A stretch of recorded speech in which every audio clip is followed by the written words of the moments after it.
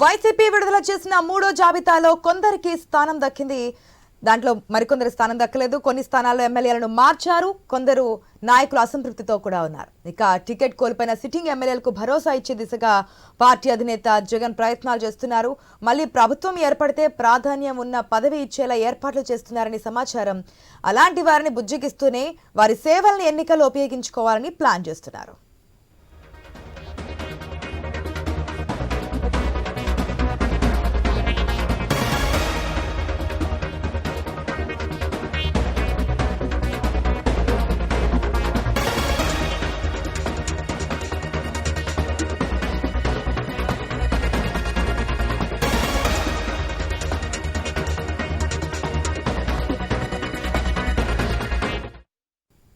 YCP విడుదల చేసిన మూడో జాబితాలో కొందరికి స్థానం దక్కలేదు. కొన్ని స్థానాల్లో ఎమ్మెల్యేలను కూడా మార్చారు.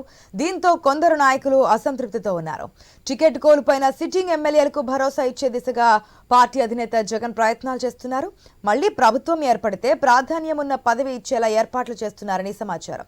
అలాంటి వారిని బుజ్జగిస్తూనే వారి సేవలను ఎన్నికల్లో ఉపయోగించుకోవాలని ప్లాన్ చేస్తున్నారు.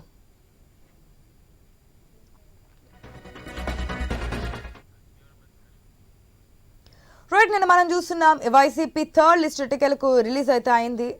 కాకపోతే చాలా మందికి మార్పులు జరిగాయి. అది లోక్సభ కావచ్చు, అసెంబ్లీ స్థానాల్లో కూడా మార్పులు జరిగినటువంటి పరిస్థితి చూస్తున్నాం. మరి ఏదైతే అక్కడ సీట్ వస్తుందని చెప్పి ఆశించినటువంటి నేతలకి ఏ విధంగా బుజ్జగించే ప్రయత్నాలు జరుగుతున్నాయని తెలుసుకుందాం మా ప్రతినిధి హరీష్ ద్వారా. గుడ్ మార్నింగ్ హరీష్, మనం చూస్తున్నాం గత 2 రోజుల నుంచి వైసీపీ థర్డ్ లిస్ట్ గురించి చాలా మంది వెయిట్ చేస్తున్నారు. ఎట్టికేలకు నిన్న నైట్ రిలీజ్ చేయడం జరిగింది. సో ఏదైతే అసంతృప్తితో ఉన్న నేతలు ఏ విధంగా బుజ్జగించే ప్రయత్నాలు చేస్తున్నారో ఆ డీటెయిల్స్ ఏంటి? గుడ్ మార్నింగ్ ఆశ. మూడో లిస్టు విడుదలైన తర్వాత కొంతవరకు కూడా అసంతృప్తుల సంఖ్య మరింతగా పెరిగేటువంటి అవకాశం ఉంది. అయితే అభ్యర్థుల ఎంపికకు సంబంధించినటువంటి వ్యవహారంలో జగన్ ఇప్పటికే ఆయా అభ్యర్థులకు స్వయంగా ఫోన్ చేసి కానీ లేదంటే పిలిపించి కానీ మాట్లాడినటువంటి దాఖలాలు ఉన్నాయి. పార్టీకి సంబంధించినంత వరకు రాయల్ గా పనిచేయాలి, ఇప్పటి వరకు కూడా మీరు శాసనసభ్యుడు లేదంటే పార్లమెంట్ సభ్యుడిగా పనిచేశారు కాబట్టి వచ్చేటువంటి ఎన్నికల్లో కూడా పార్టీకి కష్టపడి పనిచేస్తే ఎన్నికల్లో అధికారం వచ్చిన వెంటనే మీకు తగిన న్యాయం చేస్తాము, పదవులు కావచ్చు ఇతరత్ర ఉన్నటువంటి అవకాశాలను ఉపయోగించుకొని మీకు కావాల్సిన రీతిలో మిమ్మల్ని సముచిత స్థాయిలో గౌరవిస్తాము అనేటువంటి ఒక అభిప్రాయం, ఒక నమ్మకాన్ని కలిగించేందుకు జగన్ ప్రయత్నం చేస్తున్నారు. మూడో జాబితా విడుదల తర్వాత కొన్ని పార్టీలో ఉన్నటువంటి పరిస్థితులు ఎలా ఉన్నాయన్నది మాత్రం కొంతవరకు కూడా పార్టీ వర్గాల్లో చర్చనీయాంశంగా మారాయి. ప్రధానంగా చూసుకుంటే కనుక విజయవాడ పార్లమెంట్ సభ్యుడికి సంబంధించి విజయవాడ పార్లమెంట్ సభ్యుడు అభ్యర్థి వైసీపీకి దొరకడం లేదు అనేటువంటి ఒక ప్రచారం ఎప్పటి నుంచో ఉంది. అయితే కేశినేని నాని వచ్చిన 24 గంటలలోనే ఆయనకి పార్టీ సంబంధించిన ఎంపీ అభ్యర్థి అనేటువంటి ఒక సంకేతాన్ని పంపించినటువంటి సిచ్యువేషన్ ఉంది. సో ఇంకోవైపు చూసుకుంటే కనుక కర్నూలుకు సంబంధించినంత వరకు ఉమ్మనూరు జయరాం మంత్రిగా ఉన్నారు. ఆయన వాస్తవంగా అసెంబ్లీ నుంచి పోటీ చేయాలని చెప్పి మళ్ళీ భావించారు. అయితే ఇప్పుడు ఆయన్ని తిరిగి పార్లమెంట్ కి అభ్యర్థిగా పోటీ చేసేటువంటి ప్రయత్నం జరుగుతుంది.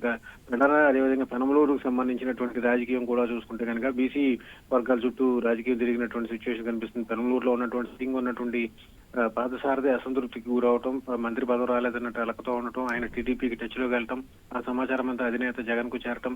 ఈ మొత్తం ఎపిసోడ్ లో జగన్ చివరి వరకు పాదసారథిని వదులుకోవడానికి ఇష్టపడలేదు. చివరి వరకు కూడా ఆయన పార్టీలోనే ఉంచాలని ప్రయత్నం చేసినప్పటికీ కూడా ఆయన ససేమిరా అన్నారు. చివరికి పార్టీ వీడేందుకే సిద్ధమయ్యారు. దీంతో ఆ పెనమలూరు నియోజకవర్గం నుంచి మా మంత్రిగా ఉన్నటువంటి పెడన నియోజకవర్గ శాసనసభ్యుడు జోగి రమేష్ ని అలాట్ చేసినటువంటి సిచ్యువేషన్. సో ఇలాంటి మార్పులు చేర్పులు జరిగిన తర్వాత ఇప్పటికిప్పుడు ఎన్నికల సమయానికి సంబంధించినటువంటి అంశంలో పార్టీని తిరిగి మళ్ళీ గాడిలో పెట్టడం, అదేవిధంగా పార్టీకి సంబంధించినటువంటి అనుచరులందరినీ కూడా ఒకే తాటి మీదకి తీసుకొచ్చి గెలిపించడం, అసంతృప్తులందరినీ కూడా బుజ్జగించడం, మొత్తం ఎపిసోడ్ అంతా కూడా ఒక్కసారిగా అధికార పార్టీలో పూర్తిగా చర్చనీయాంశంగా మారినటువంటి పరిస్థితి ఉంది. ఆశ. Right Harish, thanks for the update.